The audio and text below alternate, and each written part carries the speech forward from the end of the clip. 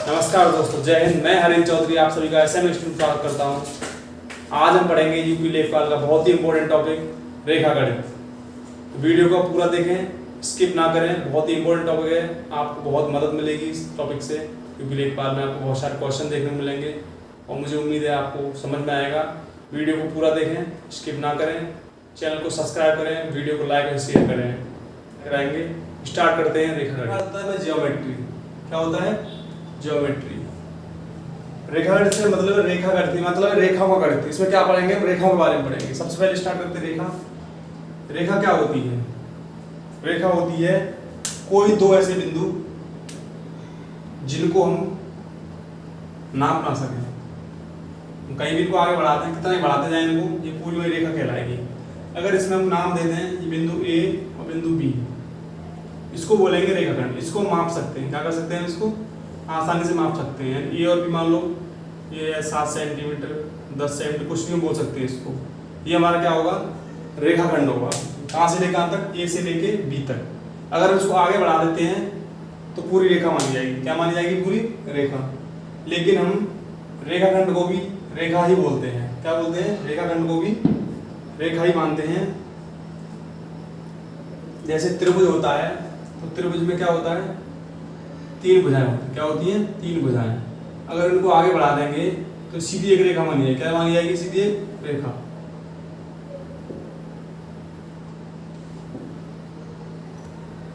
जैसे ये रेखा एल है। क्या है ये रेखा? एल। और ये रेखा इसकी सीधी एम।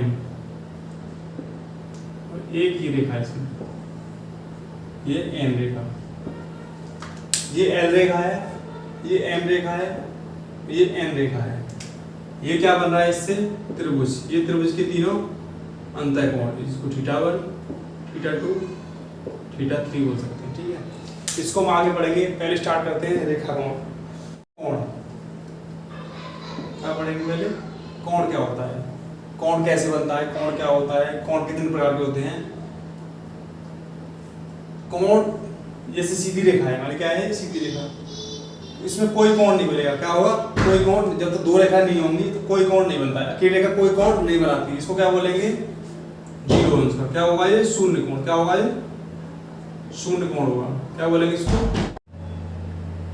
शून्य कोण। जब तक किसी रेखा को कोई दूसरी रेखा नहीं काट रही तो कोई कोण नहीं बनता है। जैसे ये रेखा है, इसको कोई रेखा नहीं काट रही है तो कोई कोण नहीं बनेगा। इसको क्या बोलेंगे? शून्य कोण। क्या बोलेंगे इसको? शून्य कोण। ये हमारी ए और बी, ए भी कोई रेखा है, तो कोई दूसरी रेखा नहीं काट रही तो कोई कोण नहीं बनता है। तो क्या कहलाएगा? ये शून्य कोण। अब आता है न्यून कोण। न्यून कोण से आपको मतलब है, न्यून माने होता है छोटा। न्यून यानी जो कोण 90 अंश से छोटा हो। जैसे एक रेखा थी ए बी, ये हमको ओ पे काट रही है, ये ओपी रेखा है। कौन सी रेखा है? ओपी। ये जो कोण बनेगा ए बी और ओपी, कौन सा कोण बनेगा? कोण बनेगा पीओबी। कौन सा कोण बनेगा? क्यूबी। ये क्या कहलाएगा? न्यून कोण। क्या कहलाएगा? न्यून कोण। ये कितना होगा? इसकी वैल्यू होती है 90 अंश से कम जो होती है। यानी ये कोण कितना होगा हमारा? ये कोण होगा 90 अंश से कम। न्यून कोण क्या होता है? 90 अंश से कम। तीसरा होता है समकोण। क्या होता है? समकोण। समकोण होता है हमारा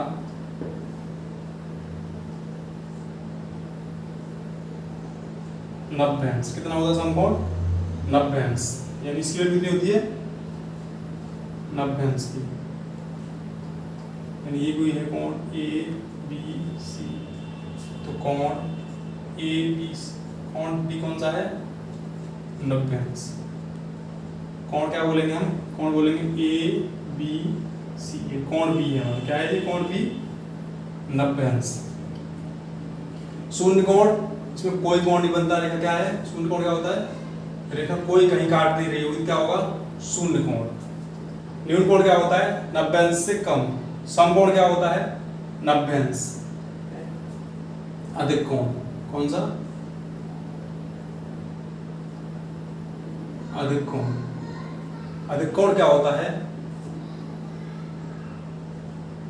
90 अंश से क्या होगा बड़ा, लेकिन 180 से छोटा। जो कोण 180 से छोटा हो और 90 अंश से बड़ा हो क्या कहलाएगा अधिक कोण कहलाएगा। जैसे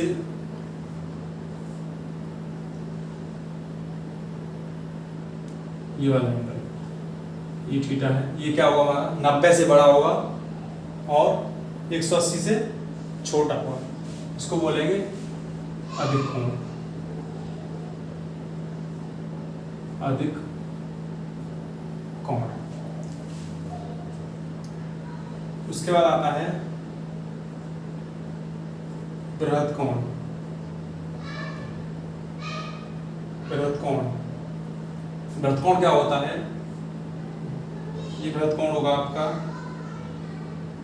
ये बृहद कोण होगा, इसकी वैल्यू कितनी होगी, इसकी वैल्यू 360 से कम होगी और 180 से अधिक होगी, 180 से कितनी होगी ज्यादा, यानी इसकी वैल्यू 180 से अधिक और 360 से कम, ये क्या कहलाएगा बृहद कोण, क्या कहलाएगा। नंबर 6 ऋज कोण।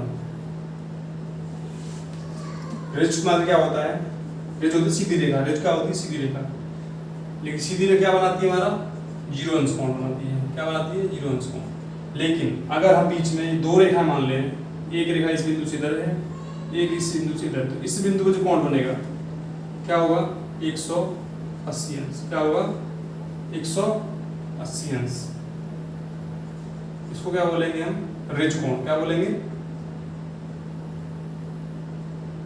ऋज कोण। ऋज कोण कितना होता है 180। दोबारा समझ लो, शून्य कोण ऋज कोण में क्या अंतर होता है। शून्य कोण एक सीधी रेखा होगी, इसमें कहीं कोई बिंदु नहीं होगा, किसी पॉइंट पर नहीं पूछेगा, क्या होगा ये शून्य कोण होगा। लेकिन हम एक पर्टिकुलर बिंदु पूछते हैं इस बिंदु पर कितना कोण होगा, तो इस बिंदु रखने से ये दो भागों में बट जाएगी रेखा, कितनी, एक यहाँ से इधर हो जाएगी और एक रेखा इधर हो जाएगी। मान लो ये कोई बिंदु O है, ये ए बी रेखा है, तो कोण कौन सा बनेगा हमारा O, कौन सा कोण पूछ रहा है O पर, तो दो रेखाएं आती है हमारी OA और OB, इसके बीच जो कोण O पे बनेगा कितना होगा हमारा 180 अंश, इसको क्या बोलेंगे ऋज कोण, क्या बोलेंगे ऋज कोण, क्या होगा ऋज कोण। अब पढ़ते हैं हम पूरक कोण और समपूरक कोण।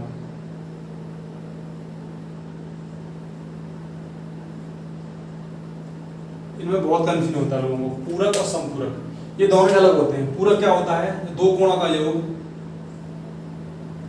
कितना हो 90 अंश, तो क्या कहलाएगा दोनों कोण कैसे हैं ये पूरक कोण है, क्या कहलाएंगे ये पूरक कोण। दो कोणों का योग कोण A और कोण B कितना हो 180 अंश, तो क्या होगा दोनों कोण कहलाएंगे समपूरक कोण। कोण A और कोण B, यानी कोण A और कोण B का योग कितना हो 90 अंश, तो क्या होगा पूरक कोण होंगे। दो कोणों का योग 180 तो क्या कहलाएंगे समपूरक कोण कहलाएंगे। इन कोई भी दो कोणों का योग अगर 90 अंश है तो दोनों कोण पूरक कोण, और दो कोणों का योग 180 अंश है तो वो समपूरक कोण कहलाते हैं। अब मैं आपको एक पूरा एक बार समझा देता हूँ। शून्य कोण क्या होगा 0 अंश, न्यून कोण इसकी वैल्यू होती है 90 से कम, समकोण ये होता है 90 के बराबर, अधिक कोण, अधिक कोण होता है 90 से बड़ा और 180 से छोटा। रिज कोण,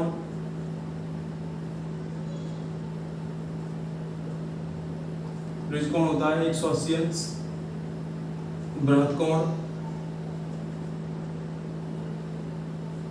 बृहद कोण होता है 180 अंश से बड़ा, 360 से छोटा। पूरक कोण होते हैं, इनका दो कोण आगे कितना होगा, कोण ए प्लस कोण बी 90 अंश, तो पूरक कोण कहलाएंगे। समपूरक कोण, कोण ए प्लस कोण बी कितना होगा 180 अंश। फिर शून्य कोण, उसकी वैल्यू 0 होती है। न्यून कोण की वैल्यू 90 से कम होती है। समकोण 90 के बराबर होता है। अधिक कोण 90 से छोटा, 90 से बड़ा और 180 से छोटा। रिज कोण 180 अंश होता है। वृत्त कोण 180 से बड़ा और 360 से छोटा। पूरक कोण, जब दो कोण होगा जो 90 अंश तो पूरक कोण, दो कोण होगा जो 180 अंश तो समपूरक कोण। अब चलते हैं हम कुछ क्वेश्चन कर लेते हैं इसके आधार पर।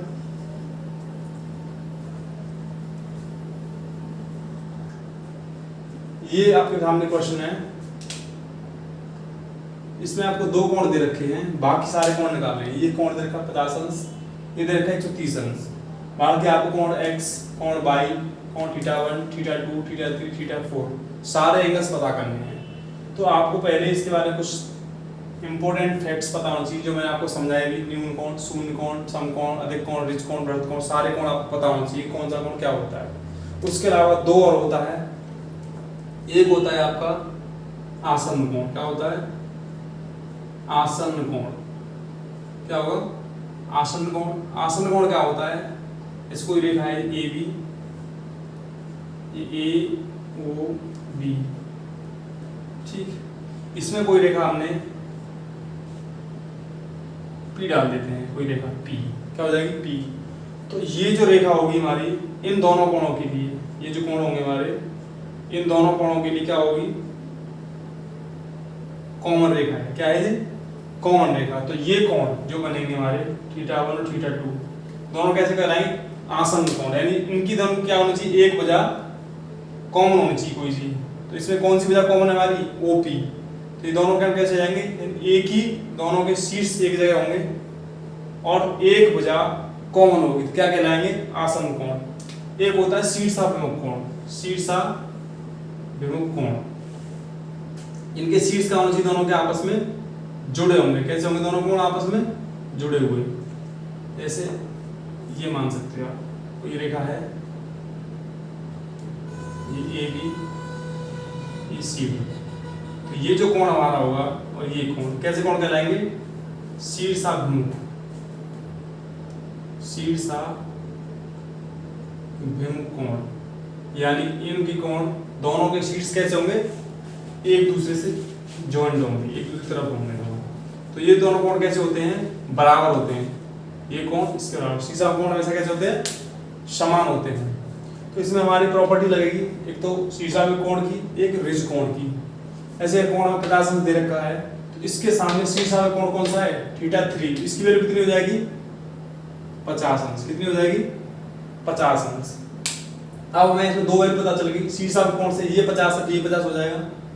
अब रिज कोण क्या होता है 180 अंश। क्या होता है, जैसे सीधी रेखा जा रही है तो ये कोण कितना बनाएगी टोटल 180, यानी कि x यानी 50 अंश प्लस θ4 कितना बनाएगा 180 अंश। तो θ4 कितना हो जाएगा 180 माइनस 50 यानी कि 130 अंश। कितना हो जाएगा 130, यानी ये वैल्यू कितनी हो जाएगी 130 अंश। ये 130 है तो शीर्षाभिमुख से ये कितने होगी, दोनों कोण कैसे होंगे समान। तो ये कितना होगा 130 अंश। सेम इसमें लगेगा, जब ये 130 है इसके सामने ये भी 130 होगा। ये 130 है तो ये कितना होगा 180 प्लस θ2 यानी 130 प्लस θ2 बराबर कितना होना चाहिए 180 अंश। तो θ2 कितना हो जाएगा 180 माइनस 130 यानी कि 50 अंश। ये कितना हो जाएगा 50 अंश। ये 50 अंश क्या होगा, ये भी 50 होगा। यानी सारी वैल्यू आपके सामने है। थीटा 1 की 50, थीटा 2 50, थीटा 3 50, थीटा 4 130। एक्स की वैल्यू 130 और वाई की वैल्यू 130।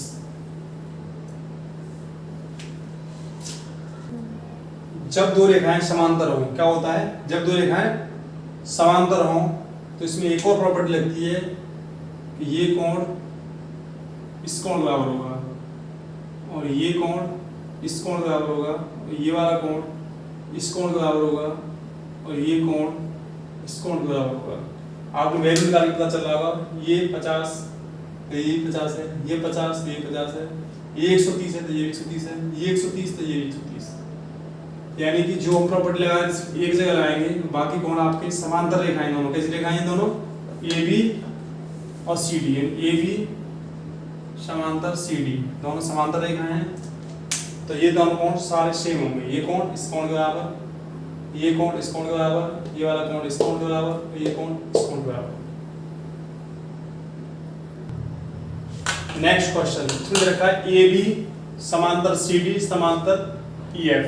ये तीनों रेखा कैसी हैं, समांतर हैं। ए बी रेखा समांतर सी डी समांतर, तीनों रेखा कैसी समांतर है। एक रेखा इनको काट रही है, एल एम रेखा इनको आपस में काट रही है और कोण बन रहे हैं एक्स वाई और जेड। इसमें दे रखा है कोण एक्स वाई अनुपात कोण जेड 3:7। कितना देखा है 3:7। और तीनों कोणों की वैल्यू पूछ रहा है। क्या पूछ रहा है, एक्स की वैल्यू,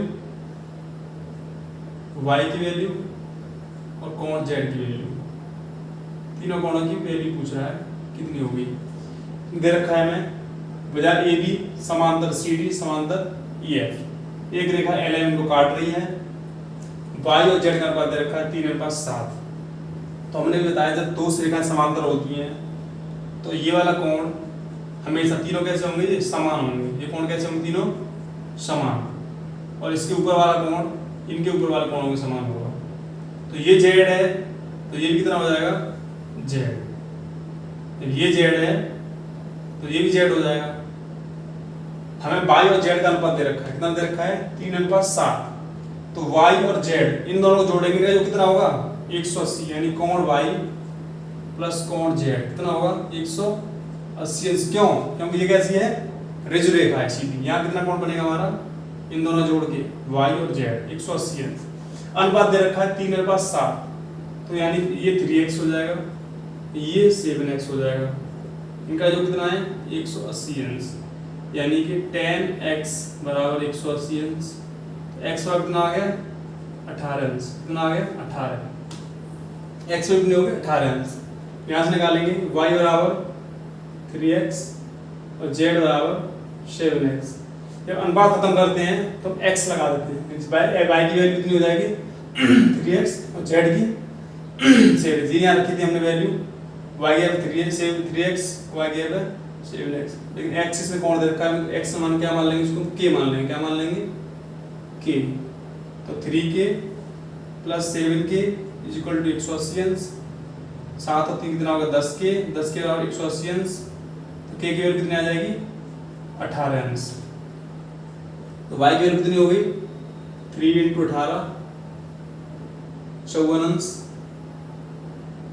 7 × 18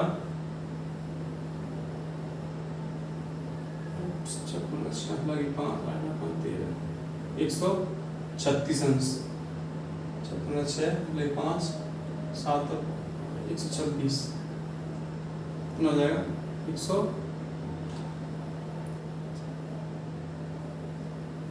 126 अंश। यानी x की y की z की वैल्यू कितनी आ गई, y की और z की। z की 126 अंश और इसकी 54 अंश। अब वैल्यू पता करनी है मात्रा में किसकी, x की। किसकी पता करनी है हमें, x की। ये वैल्यू z कितनी है 126 है, y की 54 है। तो ये कितनी होगी 154। ये y कितनी 54, तो ये भी कितना होगा 54। ये भी सीधी रेखा है, कैसी रेखा है सीधी। तो यानी कि x प्लस 54 अंश कितना होगा 180 अंश। x कितना हो जाएगा 180 - 54 126 अंश, 126 अंश। ये तीनों वैल्यू आपके सामने है। x की वैल्यू 126, y की 54, z की 126। आपको क्या समझना था इसमें कि तीनों जब समांतर हैं तो ऊपर वाले कोण सेम होते हैं और नीचे वाले कोण आपस में बराबर। ये कोण z कोण है तो ये भी कोण z होगा। y और z का अनुपात दे रखा है हमें 3:7। अनुपात खत्म करेंगे तो क्या आ जाएगा, y और 3 के, z और 7 के। ये दोनों सीधी रेखा में हैं तो इन दोनों कोण जो कितना होगा 180 अंश, यानी कोण y प्लस कोण z तो 180। y की वैल्यू 3 के तो z की वैल्यू 7 के, टोटल होगा 180। दो 7 में 10 के 180 के बराबर 18 अंश। इनकी वैल्यू उठा के यहाँ रख देंगे तो y की वैल्यू 54 आ जाएगी और z की वैल्यू 126 आ जाएगी। z की 126 है, इसमें लगा के x की वैल्यू भी 126 आएगी। x की वैल्यू 126, y की वैल्यू 54 और z की वैल्यू 100। अब तक आपने पढ़ा एंगल, कोण तीन प्रकार के थे कोण क्वेश्चन की। अब हम चलते हैं त्रिभुज की तरफ। कहाँ चलते हैं, त्रिभुज। त्रिभुज क्या होता है, त्रिभुज का मतलब है त्रिभुज, तीन भुजा। क्या होंगी इसमें, तीन भुजा होंगी। त्रि माने तीन, भुजा माने भुज माने भुजा। ये जो आकृति तीन भुजाओं से घिरकर कैसे बनती है, तीन भुजाओं से घिरी होगी। क्या होगा, तीन भुजाओं से घिरी होगी, द्विविमीय होगी। क्या होगी, द्विविमीय। क्या बोलते हैं इसको, द्विविमीय, यानी 2 डायमेंशन। क्या होता है, 2 डायमेंशन। इसमें तीन भुजाएं हमारी AB, BC और AC। तो ये कहलाएगा हमारा त्रिभुज। अब त्रिभुज के प्रकार, त्रिभुज कितने प्रकार के होते हैं, एक होता है हमारा त्रिभुज को 2 तरह से बांटा जाता है। इस तरीके से, 2 तरीके से। एक तो भुजा के आधार पर, एक कोण के आधार पर। क्या होता है, एक भुजा के आधार पर, एक कोण के आधार पर। भुजा के आधार पर होगा समबाहु,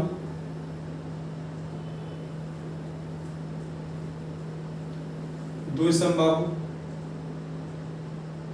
और विषमबाहु। सीधा मतलब समबाहु के तीनों भुजाएं कैसी होंगी, समान होंगी।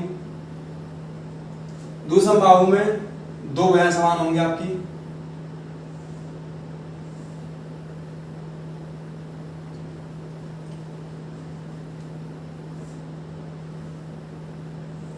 इसमें आपकी 2 भुजाएं समान होंगी। समबाहु में आपकी तीनों समान होती हैं। द्विसमबाहु में दोनों समान होंगे। विषमबाहु में आपकी कोई भी भुजा समान नहीं होगी, कोई भी समान नहीं होगी। तीनों रेखाएं आपकी अलग अलग होंगी। कैसे होंगी, अलग अलग।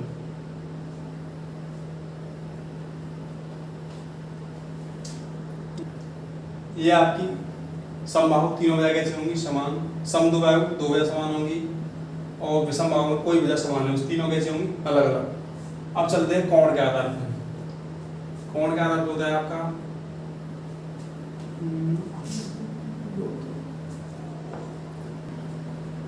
कोण के आधार पर आपका होता है न्यून कोण, समकोण और अधिक कोण।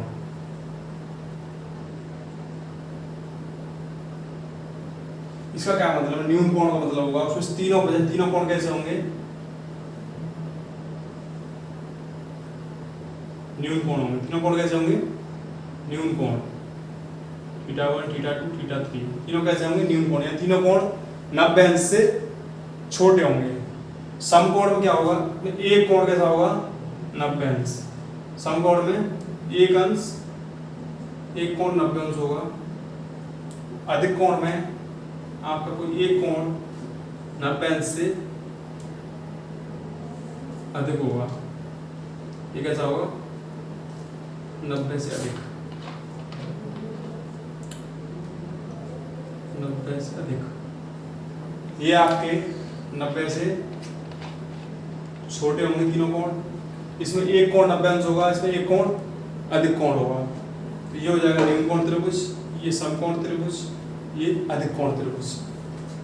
संभव समझ गया आपने, तीनों भुजाएं समान होती हैं, इसमें दो भुजाएं समान होती हैं, इसमें तीनों भुजाएं असमान होती है, तो विसंभव होता है। कोण के आधार पर न्यून कोण त्रिभुज होता है, इसमें तीनों कोण 90 अंश से कम होते हैं। समकोण त्रिभुज में एक कोण 90 अंश होगा और अधिक कोण में एक कोण 90 अंश से अधिक होगा। अब बात आती है त्रिभुज की तीनों कोणों का योग कितना होता है। तो त्रिभुज के तीनों कोणों का योग होता है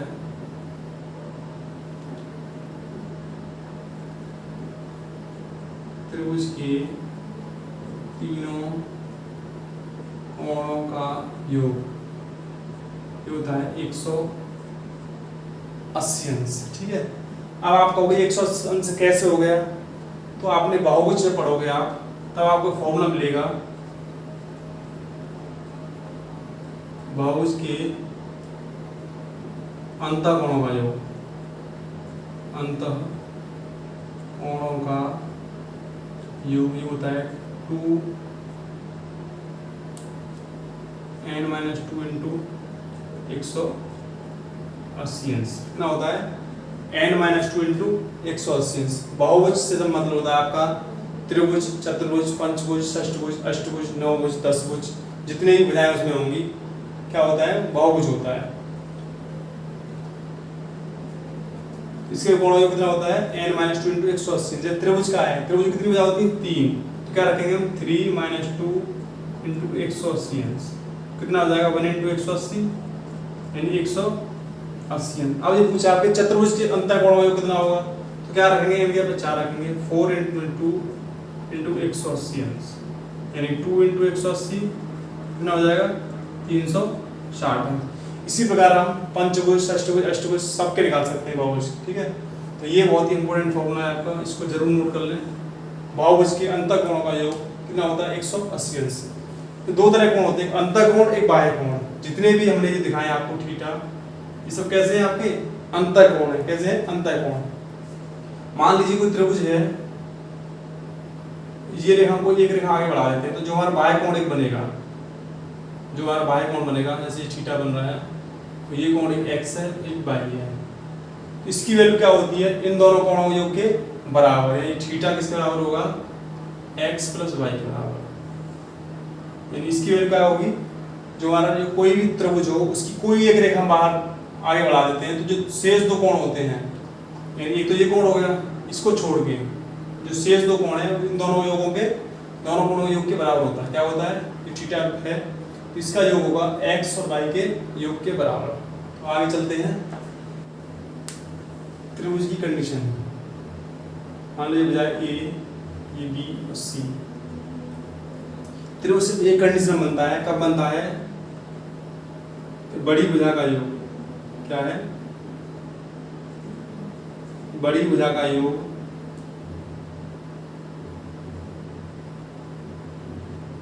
शेष दो भुजाओं के योग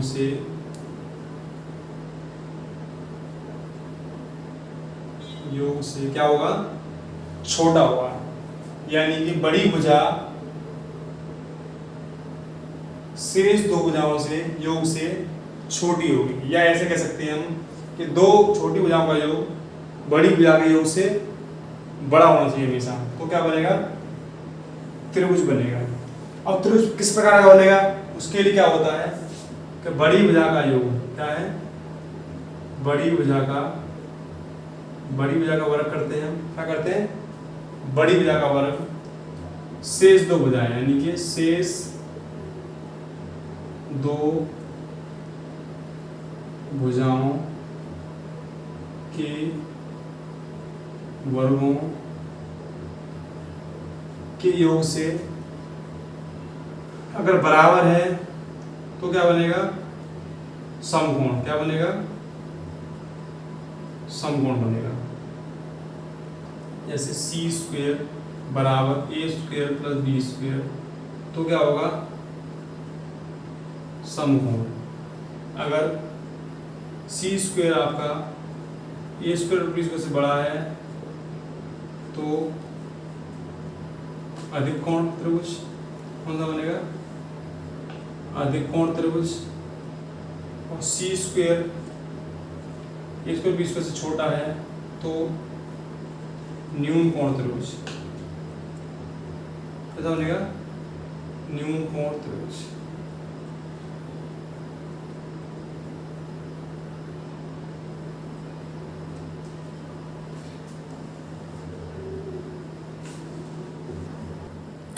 आपके सामने कुछ क्वेश्चन है, हम इनको हल करते हैं। ये क्वेश्चन नंबर 1, इसमें दो कोण हमें दे रखे हैं 50 और 40। इस तीसरे कोण की वैल्यू में पूछा है, तुम कैसे निकालेंगे, आपको पता होगा। तीनों कोणों कितना होता है 180 अंश, यानी कोण ए प्लस कोण बी प्लस कोण सी कितना होता है 180 अंश। कोण ए दे रखा है 50, कोण बी हमको पता करना है, इसकी थीटा दे रखा है, थीटा मान लेंगे। कोण सी की वैल्यू दे रखी 40 अंश, कुल कितना होता है 180 अंश। कितना हो जाएगा थीटा प्लस 90 अंश इक्वल टू 180 अंश। तो थीटा की कितनी हो जाएगी 180 माइनस 90, यानी कि 90 अंश। यानी तीन कोण थे हमारे पास, ए बी और सी। ए की वैल्यू 50, सी की वैल्यू 40 और डी की वैल्यू पूछ रहा है। तीनों कोणों में कितना होता है 180 अंश। कोण ए प्लस कोण बी कोण सी 180। कोण ए दे रखा 50 अंश, कोण बी थीटा, कोण सी 40 अंश। 50 और 40 90, 180 माइनस 90 कितना हो गया 90। थीटा कितनी आ गई 90 अंश। सेकंड क्वेश्चन, इसमें हमारे पास त्रिभुज है, तीन भुजाएं इसमें ए बी, बी सी और सी डी और ए सी। ठीक है, ये त्रिभुज है, इसमें हमें एक्स और वाई की वैल्यू पूछी है। क्या पूछी है एक्स और वाई की वैल्यू। कोण दे रखा है 40 अंश और बाह्य कोण दे रखा है हमको 110 अंश। तो आपको पता होगा तीनों कोणों का कितना होता है, तीनों कोणों का जो कितना होता है 180। कोण ए प्लस कोण बी प्लस कोण सी कितना होगा 180 अंश। हमको सिर्फ एक कोण की पता है, ये 40 अंश है, प्लस एक्स प्लस वाई का कितना 180 अंश। एक्स प्लस वाई कितना आ जाएगा यहाँ से 140 अंश। कितना हो जाएगा 140। और यहाँ हमें पता है इसी जगह कर रही है, ये कितना होता है, ये हमने आपको बताया था x यानी जो 110 है ये किसके बराबर होगा 40 के प्लस x के। यानी कि ये जो कोण है आपका वो इन दोनों कोणों के योग के बराबर होता है। तो यहाँ से x की वैल्यू कितना आ जाएगी 70 अंश। कितनी आ जाएगी 70 अंश। यहाँ समीकरण मान लो ये 1 है, इसमें वैल्यू रख देंगे हम, तो 70 प्लस वाई इक्वल टू 140। तो y की वैल्यू कितनी हो जाएगी 70 अंश। यानी x की वैल्यू 70 अंश, y की वैल्यू भी 70 अंश। इसका एक और तरीका था, ऐसे 180 हो रहा है तो ये हमारा कितना है 110। ये कितना हो जाएगा 180 माइनस 110 यानी कि 70 अंश। ठीक है, y की वैल्यू 70 आ जाती है। फिर तीनों कोणों योग लगा देते हैं 40 110, तो इसकी वैल्यू भी 70। अब थर्ड क्वेश्चन, इसमें दे रखा है आपके पास क्या है, तीनों कोण है x और y और z। इन कोणों का अनुपात दे रखा है, कितना अनुपात है 2:3:4।